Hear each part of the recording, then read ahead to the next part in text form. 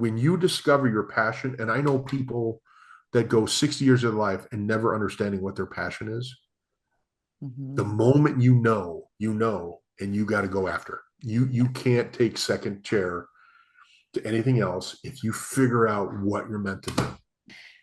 All right, Yogi, it is absolutely wonderful to have you here today. I've been so excited for this chat with you.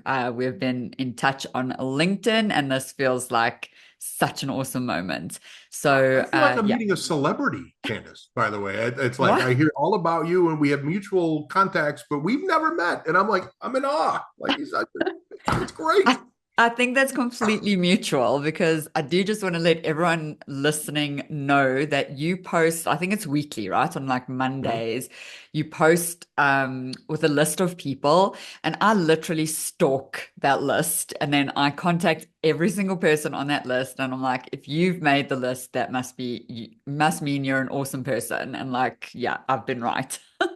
I have met a lot of quality people and I want to make sure they get that. And my tagline is your network is always better with great people in it. And I Mhm. want to, you're in Colorado?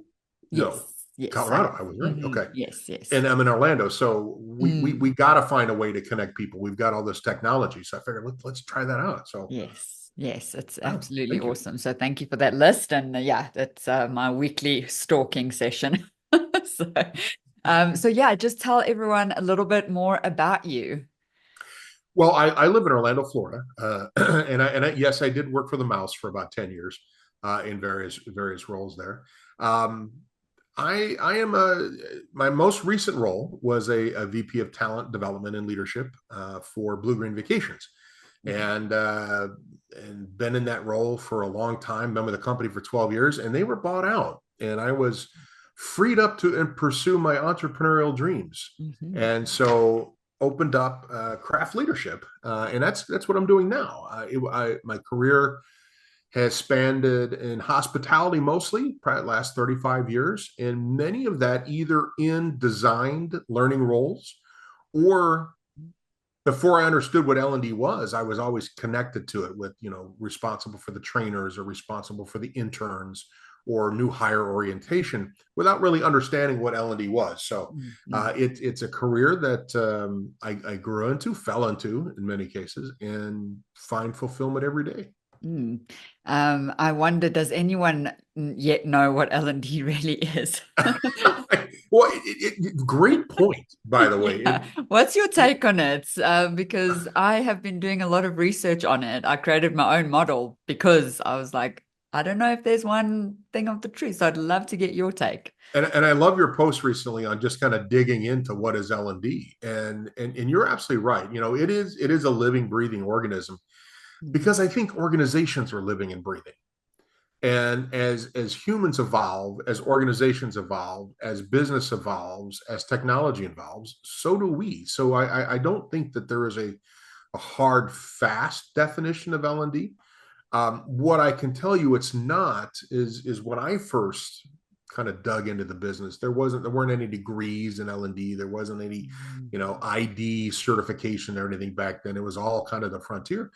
And people could hang up a shingle and say, "Hey, I'm L&D." Well, and we know that's not necessarily the case, right? It is a science, but it is something that continues to grow. And I think as an industry, as practitioners, if we do decide to pour down concrete, that's probably the wrong thing to do. Mm. Mm. And we need to evolve as we evolve as people, as employees, as leaders. I absolutely love that take. And I've written down the word like concrete and then crossed it out because that's so true. We're always trying to, I don't know, put ourselves in a not a box, but like a framework or model or something like that. But yes, I often use the word dynamic. This is such a dynamic space and it's always changing. And so yes, I absolutely love I that. mean, I mean, look at the last couple of years. The whole shift from, classroom training for 8 hours a day is not effective anymore. And Mm-mm. if we held to that, we'd be dinosaurs. Yeah. If I actually called myself a dinosaur a couple of years ago because I was a little tentative about AI. Now I have it up all the time. I use it in every aspect I do. Mhm. If we didn't, we'd be extinct. Yeah, that is so true. Actually, if I look at my tabs open right now, I've got ChatGPT Yep, and yep. Monday.com. Rock and roll. Those are my tabs. So yes, absolutely. Yeah, ChatGPT has become my BFF, especially working by myself. I'm like, what do you think about this? It's like becoming a friend, which I don't know if that's sad or a good thing, but yeah, Well, it's happening. what saved me is seeing it as a tool and not an end all. And Oh, it's the moment I grasped that, and this mhm. is for anybody out there, if you're fighting it, it's a tool. It's Mm. not the end result, and Yes. it makes things so much easier. Yeah, yeah, absolutely. Okay, so now let's travel back in time. So you said you worked for the mouse for 10 I years, did. right? I did. Okay, was that your very first role, or did you like work during school, or like take Oh, me all the way back to like all the way day back. one Well, it of was you a hot earning a summer day in paycheck? St. Louis, Missouri, back in 1970. No, just kidding. Um, like I mentioned before, I've always been, I guess, at the heart, kind of an entertainer. And my mother said my first words were "ladies and gentlemen." Not kidding. And I had her tape a piece of string to the toilet paper roll, the plastic thing, Hmm. and it was my microphone. And I'm in diapers, could barely walk, and I'm going around the house talking into this thing like it's a microphone. And that has always kind of been in my blood, right? Mm. And it was always about the audience. It was always about bringing great things out of other people. And throughout high school, I was in drama, I was in band, I was all that stuff, and started working in hospitality at an early age, retail kind of sales, but on the more on the hospitality side. And I found passion in that. And then while I was doing that, like I said before, I was involved with training. I was involved either being the trainer, managing the training, managing the onboarding, conducting orientation. Had no idea that there was this whole life, this whole science of thinking around learning. Mm. But I enjoyed watching people get better. I watched people succeed and come into their own, and got joy out of that. And even I think my first understanding of learning is when I joined the Disney organization. I entered as a part-time merchandise host, and I think it was in 6 months I was in human resources Mhm. and was doing the training. And Disney's very famous for training. I mean, they practically introduced a lot of that stuff to the world in 1955. Mhm. And I started becoming more and more involved. And that's when I got my first quote unquote professional role as a learning and development professional Mhm. at Disney. And then the world just opened up. I'm like, this is it. This is where I want to go. This is where I want to be. And from there, I took a little sidestep to teach in a graduate program for a couple of years. Still in the training, still in the nurturing, the development world, but I missed hospitality. So I came back, and for the last almost 20 years, I think I've been in hospitality Mhm. as the framework for me practicing what I love. Mhm. Um, I came across a quote, and I think it was Nelson Henderson that said it. And he says, and I'm paraphrasing, happiness is planting a seed of a tree whose shade you will never enjoy. Mhm. And I have held that as my cynic why, my mantra, whatever you want to classify it, for years. And that's what I do, what I do. Wow. That's I have so many things that I want to say. I wrote down one. So bringing great things out of others. Like I don't want that to be a passing statement. That is so powerful. Like just bringing out the best in others. Like I, what a privilege. Like what a gift that we get to do that, right? Seriously, right? So I want to just go a little bit deeper into that with you. Like, Mhm. why? Like, what does it mean to you? Um, uh, Great question. So, both as a mentor and a mentee, right? Because I think where I am today, I'm the product of other people seeing potential in me that I was unable or unwilling to see. And if I was unable, they unlocked it. They helped me see it. If I was unwilling, they kicked me in the rear end, Yeah. right? Because, sometimes fear, sometimes ignorance, for lack of a better term, Mm-hmm. prevents you from really providing the value you can provide to humanity, and fully recognize that investment that others have made in me and still make in me today, Mm-hmm. and wanting to give back. Because, as you know, I've taught middle school level, I've taught high school, I've taught college, I've taught graduate level. And in every one of those levels, I consistently see people, kids that were never given reinforcement to feel that they can accomplish more than they already feel that they can accomplish. Mm-hmm. Um, and that hurts me. It hurts me personally. It not only not seeing the value that they can bring to themselves and their potential, but the loss to humanity. If you have an individual that is closed up because they're always told they're going to fail, that person could cure cancer. You don't know the potential that this person has. They could be the next president of the United States and bring the nation together. Mm-hmm. But if somebody doesn't take that first step and either hug them or kick them in the butt, we will never experience that. Yeah, yeah, that is. Oh, yes, absolutely. I had a mentor that would kick me in the butt, and I often share the story because she's still, and if she listens to this, she'll know exactly who she is. So she would always like believed in me, but just knew my potential, and I will always say I've never cried in front of someone so much, just because she would just tell me the truth. She'd be like, "Candace, that was terrible work that you just like. That is not."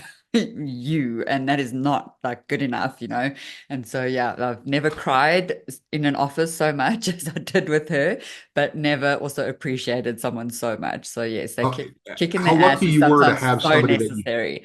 yeah, how lucky you were to have somebody you Oh trusted yeah. that much in Oh terms yeah. of that. Wow. Yes, yes. I knew she had my back, although she could say really hurtful things, but I knew it was like with those good intentions. And so yes, it makes a huge difference building that trust.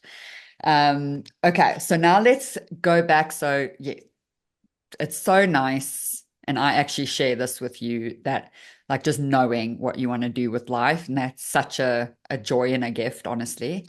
Um, but take me through a really hard time in your career that, like you're just like, why am I doing this? What is the point? How am I going to move forward? Like, what was a really tough challenge you faced?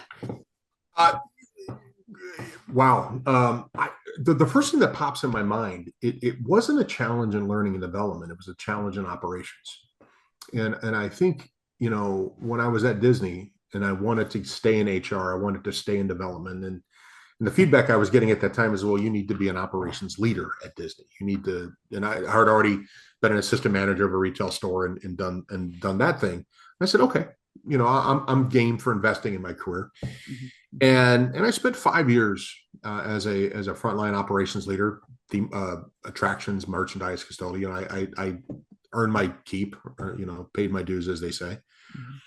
And I had an experience. I had a year. It was almost a calendar year with one department that, in the moment, you might as well put me in the Iron Maiden. It was that equally painful and devastating and horrific. And in the moment, you just wanted to like saw your leg off so you can get out of the trap, right? Mhm. Mhm. But hindsight, man, um, learned so much. And I was just on a meeting yesterday, and somebody in the meeting, we were talking about kindness and positive affirmation. And she says, I look at things as what they did for me and not to me. Mm. Blow up, right? Hashtag Love that. that. Love So I, that. I love the way she put that, but that's kind of how I looked at that difficult situation. Hmm. I was showing the best of leadership. I was showing the worst of leadership. I was showing the best of myself. I was showing the worst of myself. Mm. And to be able to take that experience and learn from it and grow from it and be a better leader, better employee, a better human from that experience. I think that's key to anything. And now that I have this just simple phrase in my head, Yeah. what has this experience done for me? Mm-hmm. And not dwell on that. So it was hard. It was difficult.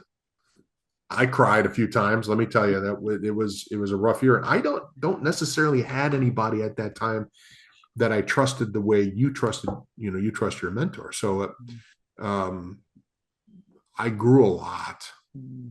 I grew a lot. I was still a kid back then. I think I grew up a little bit during that year. Um, but I think we all had that in our life sometimes. We all had that experience where why are you here and you question everything, Mm-hmm. and having the hindsight to look back at that and find the kernel of truths and opportunities, I think is where you win in any of those situations. Yeah. Yeah. So without the hindsight, when you were in the moment, how were you feeling and what were you experiencing? Like, speak as if you're speaking to someone currently in that same situation and you're relating to them. How are you feeling? What was going on that made it so horrific? I think it's important that when you're in a situation like that, when I was in that situation, I wasn't sure of where my value was that I was providing Mhm. because I wasn't necessarily reinforced by leadership. And so if you're not aware of the value you bring to the table, or how to glean that value, and you're only relying on other people to dictate your value, that's disheartening, Mhm. especially if you're not working necessarily for the best levels of leadership, right? Mhm. Mhm. And and I think it's very important that people understand that everybody brings something to the table, Mhm. and you need to find out what that is. I during that time, I was growing, I was learning, I was still young, youth wise from a leadership perspective, and it took lumps to get there. And I think um, having that understanding of who you are, where your strengths are, what your superpower is, and finding ways to get that reinforcement, whether it's overt or covert, you know, Mhm. passive or not, and be proud of what you bring to the table and don't rely on others to necessarily dictate how you feel. Mhm. Now, if you, I would highly recommend, and I'm glad we've talked about mentors before. If you're ever in that situation, find that mentor, find that board of directors that you trust and that voluntarily is engaging with you and also sees that potential in you, because they're going to set you straight. And you know you're not beholden to them as a leader. They're not paying you, and you're probably Mhm. hopefully you're not paying them. But I think that would be extremely helpful to help somebody through that situation, Mhm. because there's always the end of the forest. You just got to find your way through it. Yeah. Yeah. Oh, I might just write that down on a post-it. There's always the end to the forest. That Always. is so true. And yeah, I just want to highlight something that you said there with mentorship. So I have been in my career, I've been tough and I've been individual and I can get through anything and I'm resilient. And very recently, like having moved to America and sort of starting my career not from the beginning, but like over again, and then having my own business. And now, like, I swear I will not go a month without a coach and a mentor. So, both of those things, very different roles. But yeah, I will not Okay, ever imposter go syndrome's a real again. thing, and that's a Yeah. whole other podcast. But yeah, yeah, Yes, yeah, it is. totally I know. understand. And actually, funny enough, it's coming up in all of my episodes. Like in Oh, all of okay. my chats, like I've been having quite a few this week, and last week. But yeah, that term is coming up a lot. So I think let's dig into that just a little bit. But I'm like, I think I need to write a big blog post about this. And well, you know, kudos to you, Candace, because you're. It sounds like you've experienced some, but instead of letting it overtake you, you're addressing it head on. Mm. You're Oh doing the yes, research. You're yes, sharing living with it. authentically what you're going through, and I think that's one way to help others going through those is sharing your own personal experience with it. hmm Yeah. What does it mean to you, imposter syndrome? Because I think it gets thrown around a lot these days. So, what does it mean? Well, I'm living it too. You know, Mhm. I've worked. I tell people I've worked very successfully in the construct that others have created. But when you become a consultant, you have to create your own construct. Mhm. Mhm. And you know, I've been a professional comedian, professional musician. I have a YouTube channel and something completely different than learning, and I'm no problem promoting those aspects. But Mhm. as a consultant, you're promoting you Mhm. versus the character that you play on stage. Very different. I learned a lot about myself, and you sometimes you're in that hole and you need that mentor to throw you that line and go, you have value, hold on to the rope, you're not falling. And it's so helpful, like you said, you know, you need that reinforcement Mhm. because humans brains, they're sometimes difficult to crack, and especially your own, right? Yes. Oh my gosh. We could talk about this for days, Yeah, part literally two, days. stay tuned. Yes, exactly. So next year on the podcast. Okay, let's dive into one of my favorite questions, which is what is one career defining moment who you are, that shaped who you are today? Like, is there a time? Is there one day? Could it have been a year? Is it that year maybe that you've already said? What has shaped you? You know, it wasn't an epiphanal moment necessarily. It was more of a progression. Mhm. Um, but there's three things that I've grown into. One is understanding fear and understanding how that propels you. I got asked to cover a class at the University of Central Florida Rosen School of Hospitality, Mhm. and my first college class, never taught. And the dean calls me and says, "Hey, we need you to cover this class." I said, "Great. When does it start?" "Next week." "Oh, okay." And they Whoa. said, "Oh, by the way, you can't use any of the slides and the materials for the class because the previous professor is using all of them for a book. You have to create your own." So I have to create a semester's worth of content. Okay, how big's my class? 98 students. Oof. It's terrifying, terrifying, Mhm. absolutely terrifying. And as I'm walking through the campus on the first day of class, I'm looking around and I'm thinking these students are going to eat me up. They're going to spit me out and chew me up, right? And I'm looking around going, they're just kids. They they're young. They don't. And that was the first step. Mhm. The second step, where I was like, okay, so I handled it. But then I realized, you know, I might be 10, 15 years older, but I'm still a kid. I still have stuff to learn. I still have years to grow. And somebody asked me, you know, what would your 50-year-old self tell your 20-year-old self? He says, you're still a kid. Mhm. And I said, what would your 70-year-old self tell your 50-year-old self? You're just a kid. You don't know anything. Yeah. So I think that led to this understanding of humility and where I fit. And I've tried very hard to be that. Now we've never met in person, but I'm 6'6", Mm. upwards of 300 pounds. I'm a big man, Mm. right? And so you walk in the room, the spotlight's on you, whether or not you want it or not. And so I had to really learn. I remember this. You talk about mentors and people that are important to you. I had this vice president that was a German guy. Mhm. He had a chest as big as a beer barrel. And he called me in the office one day and he says, you know, do you ever get feedback that you're yelling at people, but you're not? And I'm like, how did you know that? When he like magic ball, he goes, he's because you're big. He says you're tall. He says your Mhm. hands are about the size of people's heads. And when you talk to them, your hands are at eye level. And every time you, and I'm Italian, so I'm talking with my hands. Mhm. He says, you got to figure out how to do that.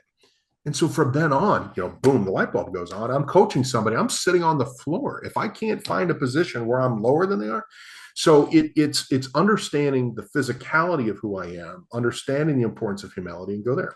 Okay, Mhm. so that's still a work in progress, obviously. But the third one that I really picked up, and COVID probably had a lot to do with that, is the understanding of gratitude. Mm. Is understanding, Jesus, I'm so grateful for everything that's been provided me personally and professionally. Um, and I sign off all of my conversations that I have on video with, the light in me recognizes the light in you, Mm. Mm. and I am grateful, extremely grateful for the interaction, the time that you've had to share your knowledge with me, just spending time talking to me. I don't know, it's been life changing to Mm. have that kind of approach. Yeah. Again, I'm a work in progress, always will be a work in progress. Mhm. But I think those are probably three milestones or kind of plateaus that I had to overcome to be where I am today. Does that help on that? Yes, absolutely. That's lovely. How do you be grateful? Again, like it's everyone be grateful, be grateful. So personally, I journal. I do a manifesting meditation in the morning, and then I journal about it afterwards. So that's how I am grateful. So my meditation actually is the first part is think of three things that you're grateful for, and then they walk through it, and then think of three things that you've achieved. Like that's and not that you have achieved, but like in the future. So like picture the things you have achieved. So that's what I do. What do you do to be grateful every day and in every interaction? Because it comes through. Like I just want to tell you in your presence on social media, what we have interacted with, it comes through. So what do you do? Because whatever it is, it's working. That means a great deal. Thank you. One of them is the Monday mentions. I started just putting people's names, that, hey, these people are great. Well, I didn't think that did enough because I really wanted to showcase why these people are so awesome, and why having them in your corner or connected somehow is going to better your experience in your life. Mhm. And so I started adding little blurbs behind it as well because I wanted people to know why I felt them awesome. And you know, uh, you're just so grateful for somebody taking the time to just talk to you these days. I mean, remember, Mhm. there was a period of time we all thought we were going to die, Mhm. right? And that we would never have human contact again. Mhm. So, I mean, that thought alone, and to know that we still, as a species, need to have tribes and get together and commune. Um, it's overwhelming sometimes, Mhm. and so the money mentions is something tangible that's out there. Um, but I marvel at people more. I've always been a student of people. Put me on a park bench at a mall or a theme park, and I'm great, right? Just watching and observing people. But I don't necessarily watch them as like I analyze them. I'm Mhm. just thrilled to be a part of it all, and to be able to engage with somebody and learn from them. I don't know if you've probably seen I post a lot of quotes. Mhm. I learned something from everybody I know, therefore they are my superior. Ralph Waldo Emerson. Mhm. Yeah. How can you not be grateful from learning every time you interact with somebody? Yeah. Yeah, I love that. And I'm also such a people, like a people person. So yes, these interactions are what gives me energy. But I just love that. Like I love your view of like how I marvel at people and every person has something to teach me because I think that is just so true. Like so true. I learn from my 7-year old, all the time. Yeah, so like no one is not able to teach us something, and I just love how you've put that into perspective of like, I'm so grateful for all of these people and everything that they can teach me. So yeah, that's pretty awesome. Thank you. Yeah. Okay. Get me all choked up, Candace. I know. This has it's been such a good conversation. All right, so something positive. So this will be before the final question. So you know what the Okay. final question is, but this is one before. So what's the best decision you've made in your career? My career. Mhm. Oh, your life. Just Oh, what is the best decision you have made? and I think it goes back to that comment that I had about fear. Um, Mhm. is you look at the multitude of decisions that you made, and a lot of the greatest decisions I ever made in my life, whether it's getting married, having two beautiful daughters, there was a moment where I would literally break into an ugly cry and say, "What the hell am I doing?" Mhm. And then doing it and realize, hey, this is pretty cool, right?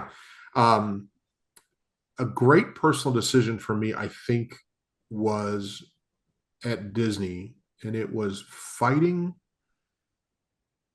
to get into the title of learning, because from the business, if you don't have the title learning development or manager, or it's very difficult at times to break into this world. Mhm. Even though I had experience, I didn't have the title. And I'm going to call her out. Tracy O'Toole was the leader that took a chance on me and brought me into the learning world, and I never looked back, right? But Mhm. it's that decision where this is what I want to do, this is who I am, this is what I'm about, and this is how I'm going to be able to provide value to others and to organizations. And I fought for it. And I remember I in the interview, I looked at her and said, I got to love it with you. I'm your guy, but you got to give me a chance. And I really opened it up, and maybe that's what did it. I don't know. But when you discover your passion, and I know people that go 60 years of their life and never understanding what their passion is. The Mhm. moment and you got to go after. You can't take second chair to anything else if you figure out what you're meant to do. Mm. And I think that was a pivotal moment for me right there. Oh my gosh, I love that so much. Yeah, and I feel like that is actually my company's bigger mission. So yes, I support learning and development people, but my bigger mission is that everyone deserves a career they love. Because I've been privileged Amen. to have that career. Like I Yeah. love what I do. My eyes, like someone yesterday said to me, like, I can see your energy or I can feel your energy through the screen. I'm like, yeah, because I love it. So yes, everyone deserves that feeling. Absolutely. So You thank you. That is radiate that, awesome. Candace, by the way. Through my screen here on LinkedIn with your videos and your commentary, radiate, radiant. Awesome. Yeah, it is all just so true. Honestly, I don't, I'm not a good actor. Like I actually in like still elementary school, we did plays and Are you like the like in tree a or the group. squirrel in the I got no, no, no. I was like, I don't even remember what I was, but like we each got graded in the team and everyone got like let's say an 8 and I got like a 5. Like I was the only person in the group. They didn't just give a group mark. They were like, Candace is so bad at this. So anyway, it's fine. Now I don't have to. So yeah, little all right. So now before you get to tell us all about craft leadership, this is my actual favorite question, which is if you could go back to your younger self, what would you thank yourself for doing? you know, I've That's a great question. I'm more actually anxious to go back and tell myself what I did wrong, right? Mm. But the positive No. affirmation here, right? Okay. Yes, yes. No, we Um, did nothing wrong, honestly. Our 20s or 30s were we messing were up and we were kids. growing. Yeah. Yeah. You know what? I've tried a lot of things. I whether it's musical instruments or music or theater, comedy, performing. I think that was a good for me. I think it provided me opportunity to share my gifts, and it provided me opportunity to bring joy. It's kind of what I see hospitality as too. Putting your needs ahead of others, and I think that gave me the ability to relate with a lot of people, and and I I think that's important.